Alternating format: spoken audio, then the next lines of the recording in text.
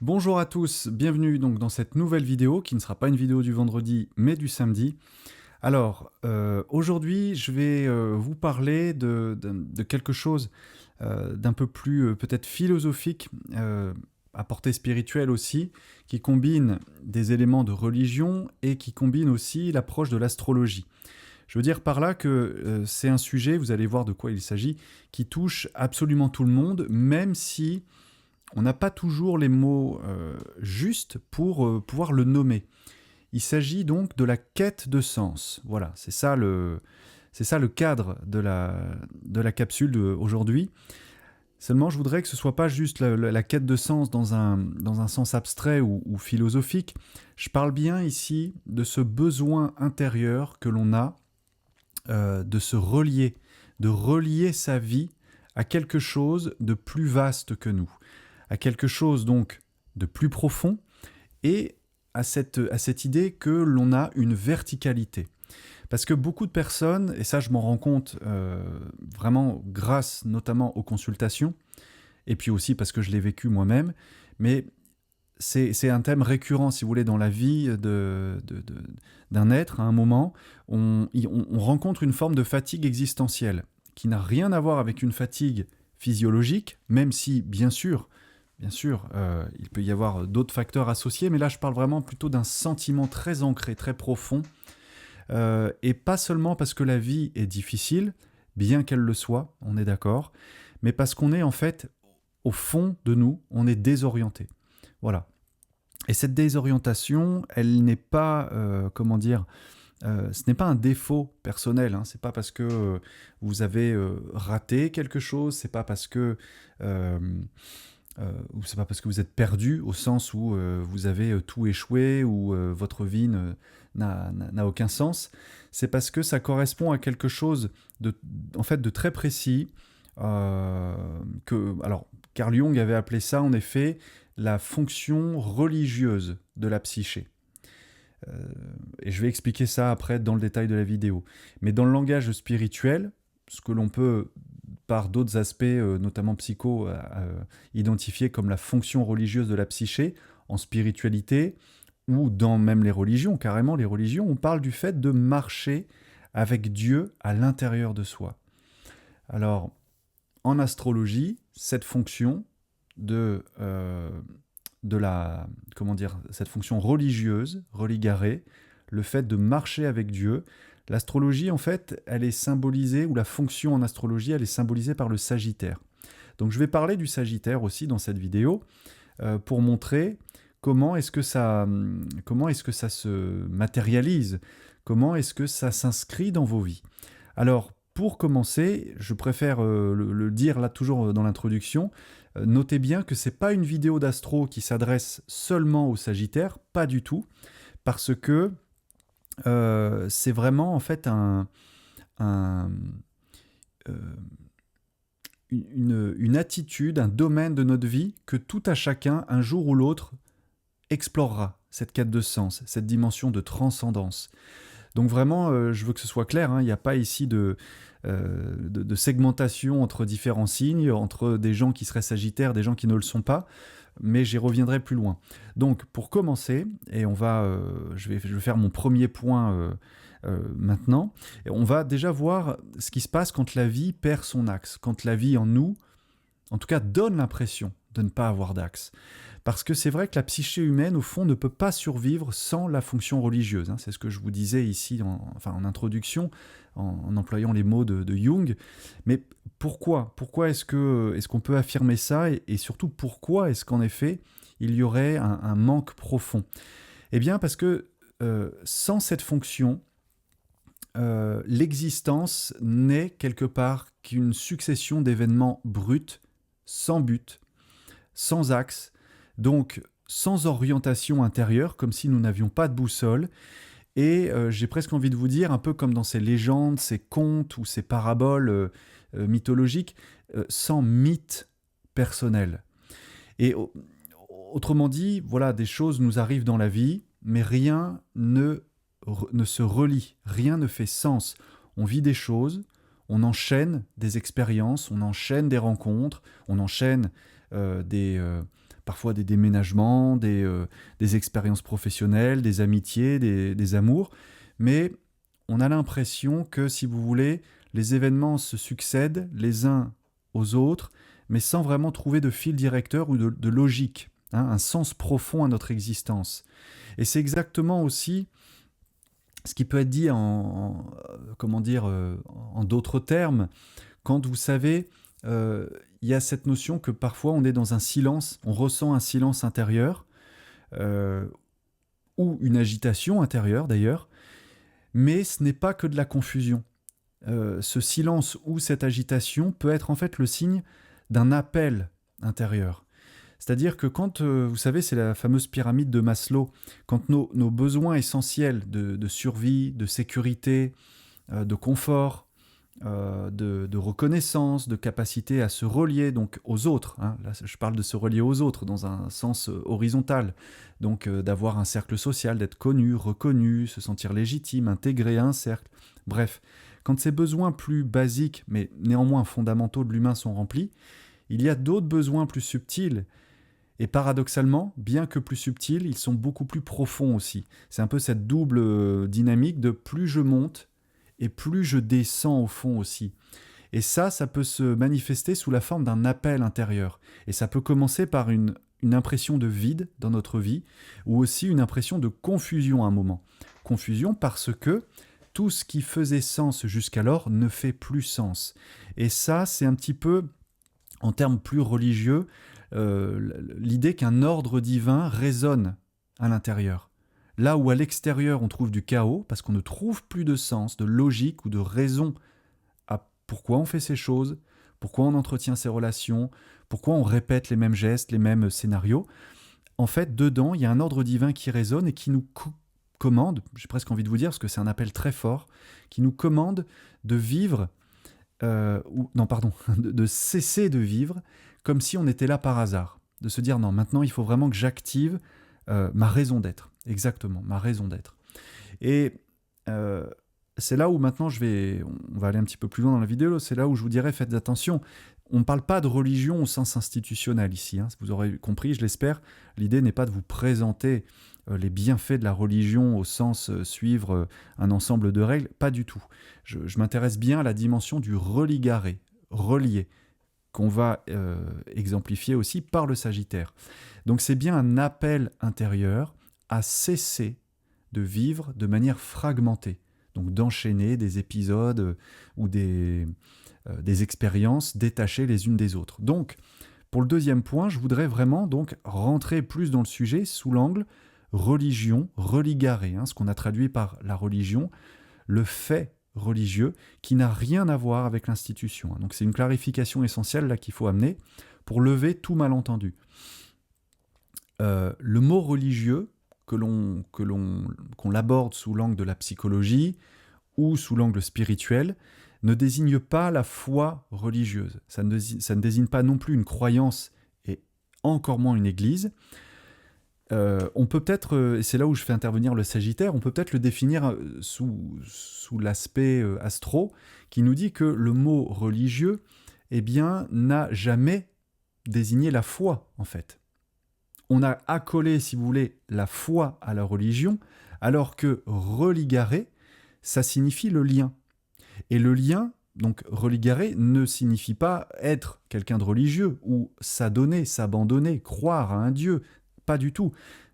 On parle de relier quoi ici ? Eh bien, on parle de relier ce qui est évidemment séparé, donc les parties de nous qui sont fragmentées, dissociées, tous ces événements de notre vie qu'on ne comprend peut-être pas au moment où on les vit, mais qui, lorsqu'on regarde un petit peu dans notre rétroviseur, on se dit « Ah bah oui, maintenant je comprends pourquoi je suis passé par là, je comprends pourquoi j'ai rencontré un tel, ça m'a amené à aller ici, ça m'a amené à rencontrer telle personne, à acquérir telle compétence, à guérir telle blessure, bref, l'idée de relier ce qui est séparé, de relier donc ce qui est en apparence aussi incohérent, car nous sommes dans un monde très difficile à cerner du point de vue de la logique pure, de la raison pure. On va dire que dans ce plan horizontal des événements, de l'information, de la politique, de la vie en société, donc, hein, c'est le sens fort du mot polis, politéa, la politique, le vivre ensemble, relier ce qui semble incohérent, c'est difficile, hein, c'est vraiment un challenge dans ce monde, je ne vous le cache pas, et donc relier le chaos à une vision éclairée. Voilà. Eh bien, pour le dire dans un autre langage, c'est un petit peu comme si vous aviez assez longtemps vécu dans une sorte de flou, comme si vous étiez oublié, perdu dans un ensemble incohérent, comme si vous aviez attendu que quelque chose arrive ou que quelqu'un vienne vous chercher, donc dans une forme de fébrilité, d'hésitation, presque comme s'il fallait demander l'autorisation d'exister ou même s'excuser d'exister. Bah, excusez-moi, je suis là, je sais pas pourquoi, je sais pas ce que je fous là. Ouais, non, pardon de faire du bruit, pardon d'exister. Vous voyez, ce sentiment. Eh bien, en fait, dans les deux cas, hein, qu'on le prenne sous l'angle, sagittaire, religaré, ou sous l'angle de qu'est-ce que je fais ici, est-ce que Dieu m'a oublié, est-ce que je suis là par hasard, un petit peu cette vision aussi matérialiste des choses. Nous sommes dans un océan de chaos, de hasard, un heureux hasard qui veut que voilà, l'atmosphère tient, voilà, la vie existe, c'est du miracle, c'est le miracle, voilà, à un atome près, tout pourrait s'embraser ou l'oxygène pourrait manquer. Non, ça tient. Bon, mais ça, c'est quand on est là-dedans, c'est qu'en fait, on a une perte de lien intérieur. Voilà. Et donc maintenant, pour continuer l'exposé, je voudrais aborder un petit peu plus ce qu'est, du point de vue des textes ou des traditions, ce qu'on appelle marcher avec Dieu. Alors, si vous écoutez mon canal depuis un moment, vous savez bien que c'est pas dans mes habitudes de faire des cours de religion, c'est pas du tout ça. Donc là, je m'en garde bien.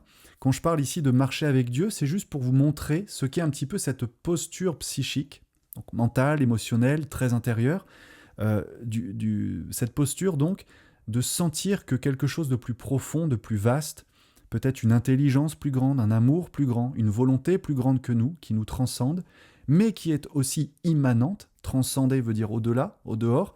Immanente veut dire à l'intérieur. Donc quelque chose nous habite. Et c'est vrai que dans certains courants, dans certains textes, il y a cette idée qu'on retrouve beaucoup, même dans la Bible, hein, d'ailleurs, l'idée de marcher avec Dieu.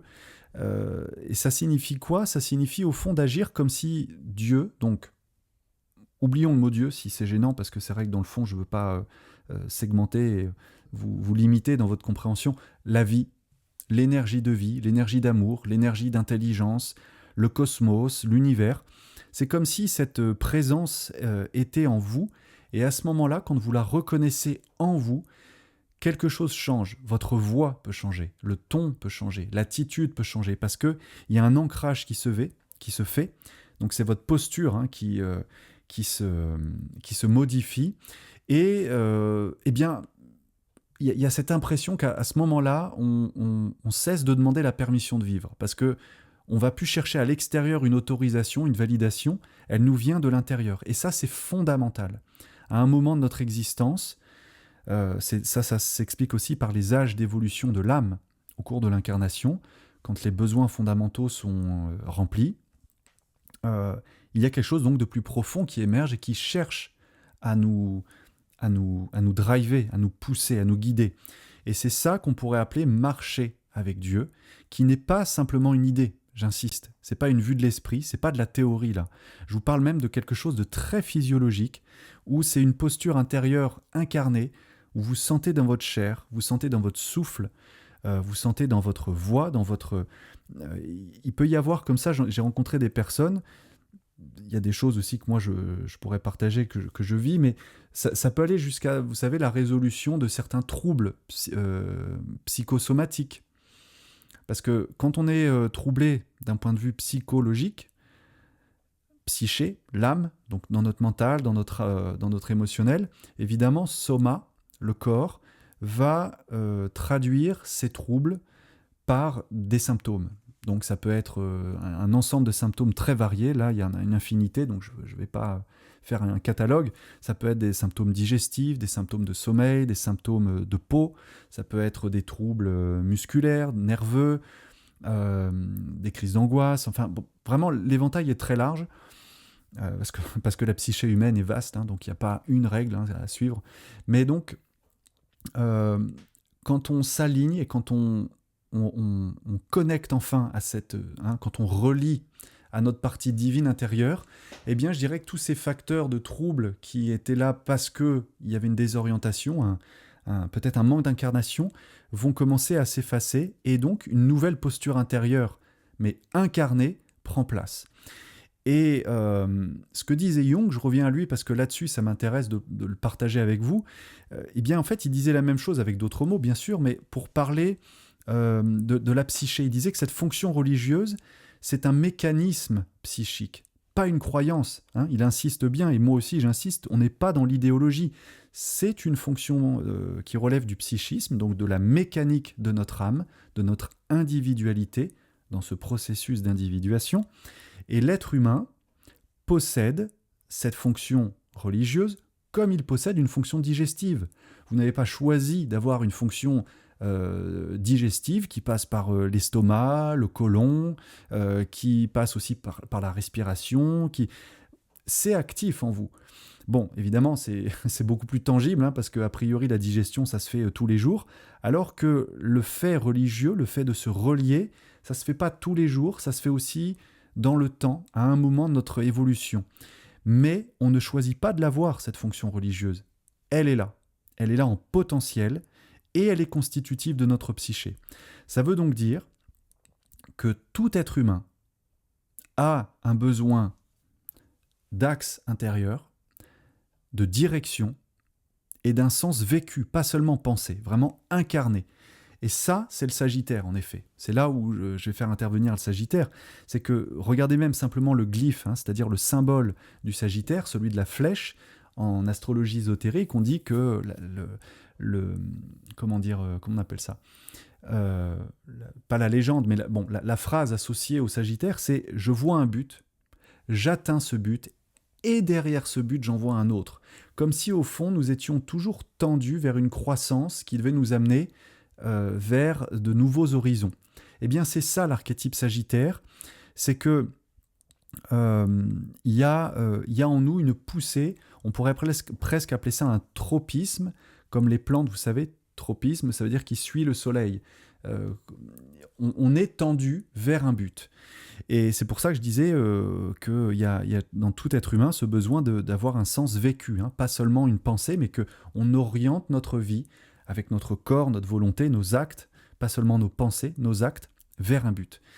Et ça, voyez-vous, ce n'est pas juste une pensée positive qui chercherait à nous motiver au jour le jour en se disant « allez, demain je fais ça ».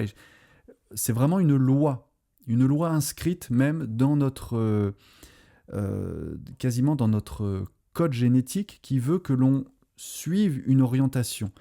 Et là, attention, je vais après parler de quelque chose d'important, c'est pas une loi extérieure, c'est bien une loi intérieure d'alignement.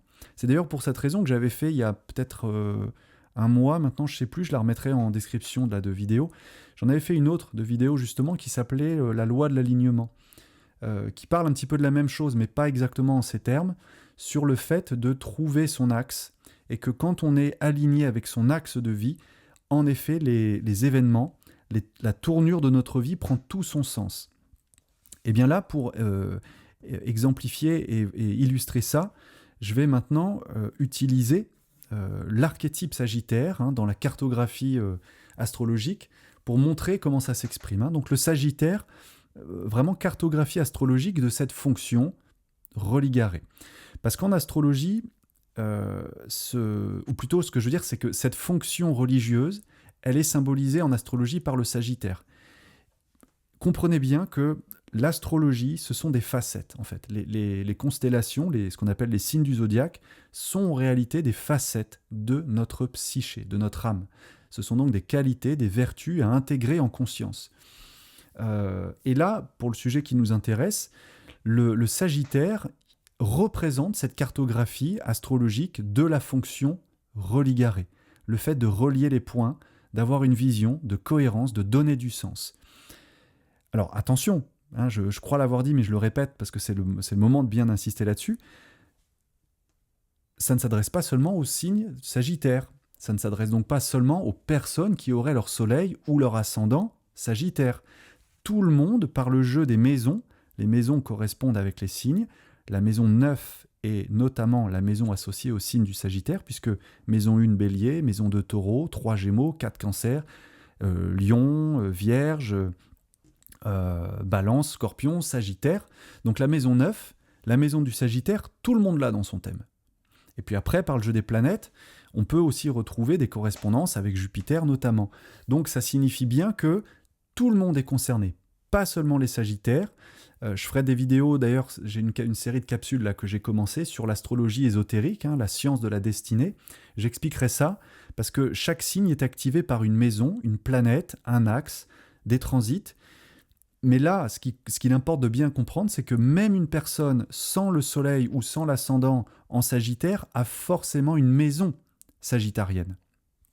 Donc ça veut dire qu'il y a un lieu de votre vie où cette fonction de sens, de quête de sens, de transcendance, de direction intérieure est appelée à s'exprimer.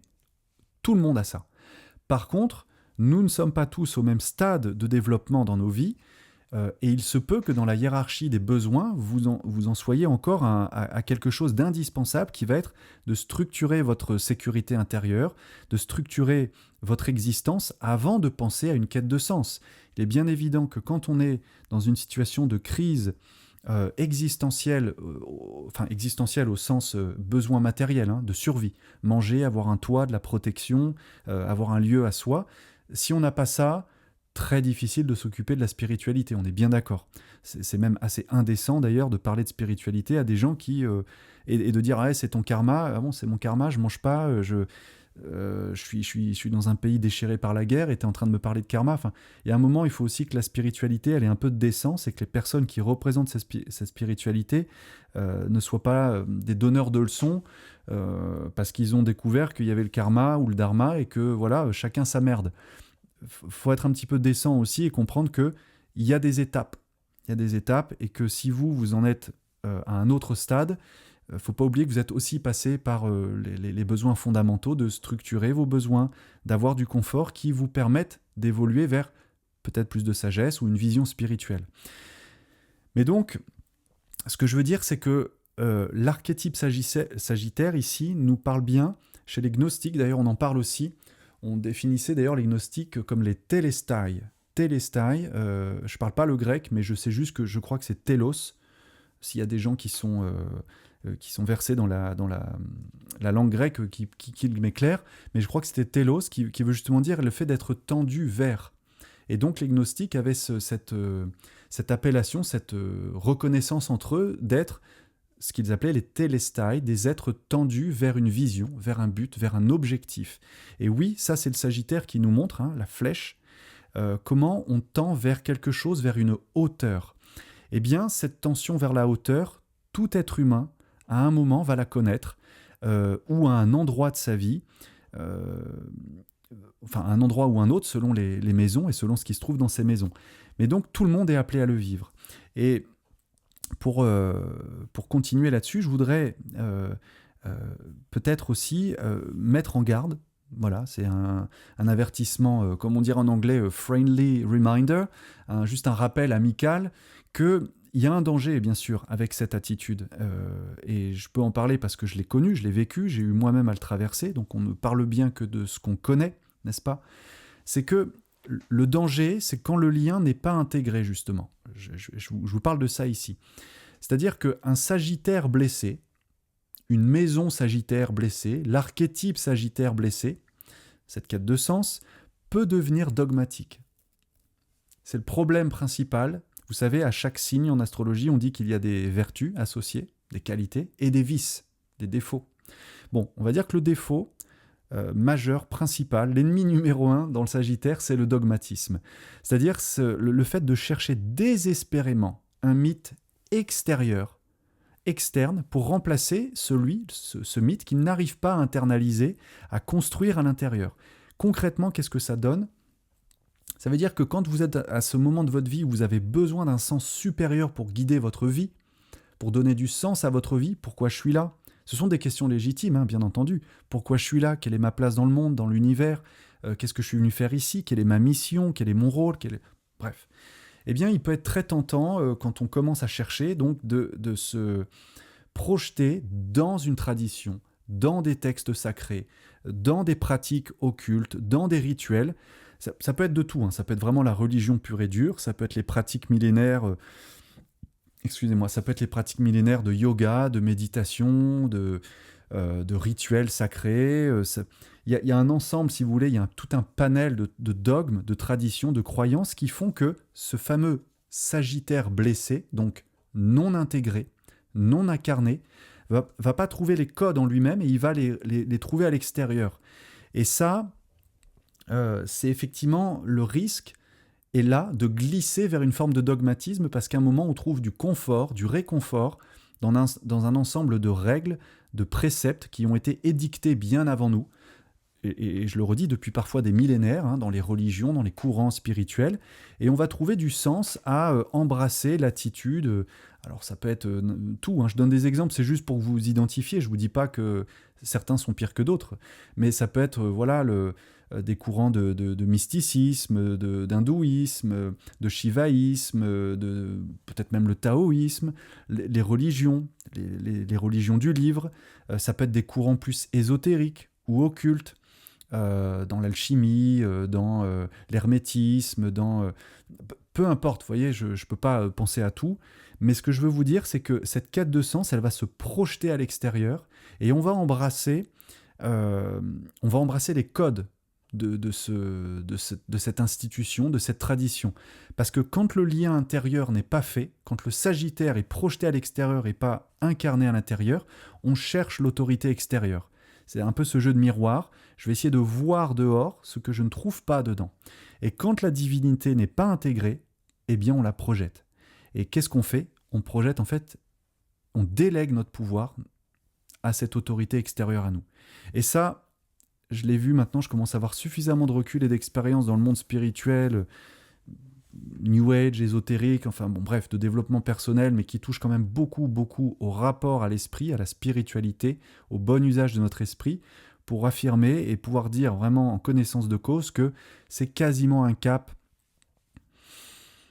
inévitable que traversera toute personne, à différents degrés bien sûr, parce qu'on est tous différents, mais il y a un moment, et je pense que là je fais des clins d'œil à ceux qui se reconnaîtront, qui auront l'honnêteté et l'humilité de se reconnaître, il y a un moment où on va devenir dogmatique, soit dans notre rapport à l'alimentation, soit dans notre rapport à la pratique du yoga, soit dans notre rapport aux exercices, je sais pas, physiques, énergétiques, soit parce qu'on va être dogmatique dans nos croyances et qu'on va vouloir non pas les partager, mais même carrément les imposer, les faire valider auprès des autres. Et ça peut nous emmener loin, dans la figure autoritaire, hein, jusqu'à l'autoritarisme, parce que l'expression du Sagittaire, si elle n'est pas maîtrisée, elle a ce potentiel d'être dogmatique. Donc attention à ça, et ça vaut pour tout le monde, hein, pas seulement pour le signe du Sagittaire, qu'on soit bien clair. Mais je vais sortir de cette parenthèse pour maintenant vous expliquer que le chemin de l'âme dans la matière, et c'est le cœur de mon message, c'est donc un chemin spirituel bien sûr, mais qui passe par l'incarnation, et ce n'est pas un chemin de fuite hors du monde. Parce que la tentation à ce moment-là, dans cet élan sagittaire à s'identifier à un ensemble de règles, à une quête de sens qui nous motive, hein, bien sûr, qui nous nourrit, qui nous fait bouger, mais ça peut être d'avoir une attitude très hautaine, très au-dessus des autres, comme si le monde humain, ça m'intéresse plus, quoi. Les choses humaines m'intéressent plus, la nourriture ça m'intéresse plus, le corps ça m'intéresse plus, les mondanités ça ne m'intéresse plus, le lien social ça ne m'intéresse plus. Je veux être dans cette dimension, dans cette posture de supériorité. Ça peut se traduire aussi, je l'ai vu chez des gens qui par exemple ont connu des expériences transcendantes ou assez fortes, soit par expérience de mort imminente, soit par montée de Kundalini, soit par des exercices de respiration prolongée ou de silence prolongé, méditation vipassana ou autre. Ça arrive, c'est commun, hein, j'ai envie de vous dire, c'est pas réservé à une caste d'élus. Ça peut arriver, mais ça peut enclencher chez ces gens-là cette idée qu'ils ont touché du doigt le divin et qu'eux-mêmes sont pénétrés du divin et que donc, étant divins, ils n'ont plus rien à faire avec les vicissitudes, la bassesse du quotidien d'une vie d'humain. Manger, rire, sortir, regarder la télé, lire des livres, écouter la radio, aller se promener. Parce que finalement, quel intérêt de vivre une vie d'humain? Attention à ce mauvais Sagittaire qui n'est pas discipliné en vous. Le chemin spirituel n'est pas une fuite hors du monde. Vous êtes incarné. Les petites choses du quotidien, le corps, le rapport à l'autre, ça fait partie de cette quête de sens. Amener, souvenez-vous, la matière, c'est de l'esprit à son taux vibratoire le plus dense. Et l'esprit, c'est de la matière à son taux vibratoire le plus élevé. Ça, c'est important de bien garder cette vision complète et pas duelle de la vie quand on est dans le chemin spirituel. Donc, c'est une incarnation du sens dans la matière. Dans la matière. Et cette fonction donc pousse l'âme à chercher un récit dans le chaos, dans ce monde chaotique, à transformer les événements en symboles pour donner du sens, trouver un axe de sens. Se dire oui, voilà, maintenant je comprends pourquoi j'ai rencontré telle personne, pourquoi j'ai vécu telle épreuve et pourquoi je suis passé par là, et je comprends pourquoi je suis allé dans tel pays, parce qu'il y avait cette mémoire à libérer où j'ai dû revivre ça certainement pour dépasser un attachement, un besoin, un conditionnement. Vous voyez, faire que ces événements qui avant apparaissaient déconnectés les uns des autres, maintenant ils prennent sens parce qu'ils s'inscrivent sur un axe. Et à ce moment-là, oui, on peut comprendre qu'on a bel et bien été envoyé sur cette terre, que notre âme nous y a poussé, que l'incarnation trouve son sens dans la matière. Pas en tant qu'être supérieur, attention là aussi, je le dis parce que ça je le vois encore, et je pense que de toute façon, même si on dit attention, ça n'empêchera pas les gens de tomber là-dedans. C'est un écueil difficilement évitable, mais il y a un moment où on croit que, vous savez, on n'est pas de ce monde, qu'on est une starseed, enfin une poussière d'étoile, un être qui vient, un galactique ou autre, et que donc il y a une espèce de rejet, de dédain, de mépris pour la Terre, les choses terrestres.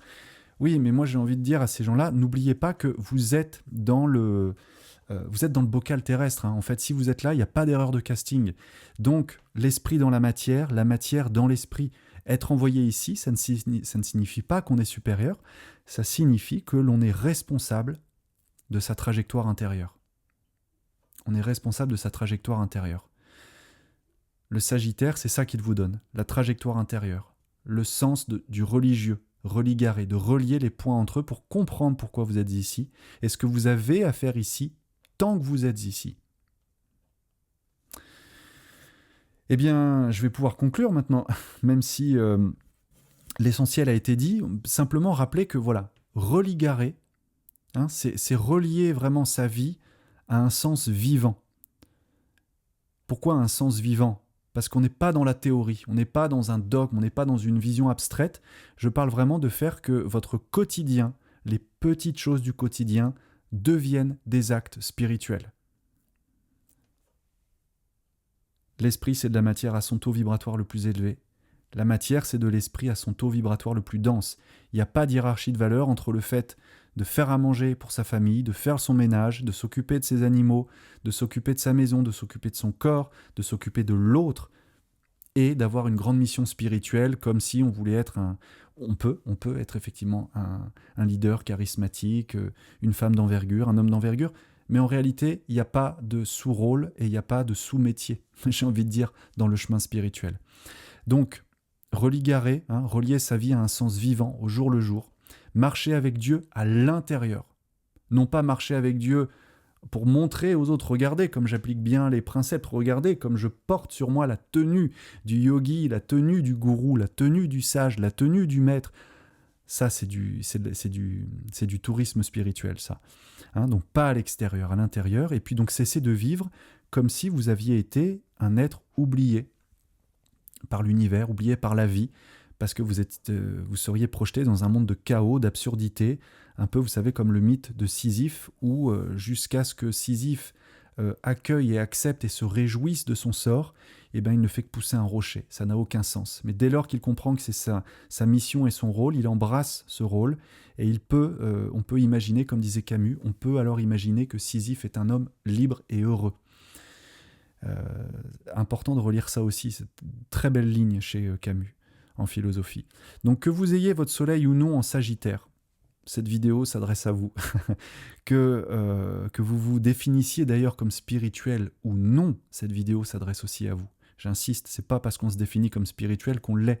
Il y a beaucoup de gens qui ne connaissent pas la spiritualité, qui n'en parlent pas, et qui sont certainement, par beaucoup d'aspects, bien plus mûrs et responsables de leur esprit que ceux qui affichent ou qui se parent des atours de la spiritualité. Mais cette fonction du religieux, du religaré, nous traverse tous, par le jeu des maisons. Et peut-être que si vous écoutez cette vidéo aujourd'hui, que vous la découvriez grâce à l'algorithme YouTube qui vous l'a présenté, ou parce que c'est le message que vous avez besoin d'entendre aujourd'hui, c'est pas un hasard, c'est vrai que vous ressentiez de la confusion ou un silence intérieur, dans les deux cas, il y a certainement un appel à vous relier. En anglais, on parle de calling, vraiment comme un appel téléphonique. Il y a un appel à se relier, à vous relier à votre divinité intérieure, à votre source, et donc à enclencher votre axe, télestai, être tendu vers votre objectif. Voilà ce que je voulais vous dire, messieurs, dames, et je vous remercie toujours, comme d'habitude, d'être présent au rendez-vous. Ça me fait plaisir de savoir que ça en aide certains, que ça apporte des informations utiles dans votre vie et que ça répond à des besoins aussi. Si vous voulez aller plus loin dans l'accompagnement ou si vous avez des questions personnelles à poser, évidemment, il y a la zone des commentaires, mais ce n'est pas dans les commentaires qu'on peut régler ou qu'on peut s'intéresser à des cas particuliers. Donc, pour prendre rendez-vous, je vous invite à m'écrire à yodam22@proton.me, de passer aussi par le formulaire de contact sur maisonadamcara.fr. Vous y retrouvez d'ailleurs toutes les infos sur notre travail avec Com, en correction aussi, en harmonisation de lieux. C'est aussi un très beau travail qu'on fait pour vous aider à déployer votre talent et à faire en sorte que votre lieu de vie vous soutienne dans votre démarche, de collaborer avec l'esprit du lieu, c'est-à-dire l'esprit du végétal, minéral, de l'animal, parce que le lieu, finalement, c'est un peu la symbolisation par le carré, le 4, de ce que sont les règnes de la nature qui nous constituent aussi. Nous sommes faits des règnes de la nature, minéral, végétal, animal et humain. Mais donc le lieu de vie a besoin, je dirais, d'une harmonisation pour soutenir notre croissance, et nous pouvons inversement favoriser la cohésion et la communication avec les règnes de la nature par l'harmonisation du lieu. Voilà, on propose ça aussi. Bien sûr, les études astrologiques sont toujours disponibles si ça vous intéresse, les soins psycho-énergétiques. Donc voilà, je vous laisse regarder tout ça. Si vous avez besoin d'aide, n'hésitez pas. Et moi, je vous dis à très bientôt pour une prochaine vidéo. Merci beaucoup, salut.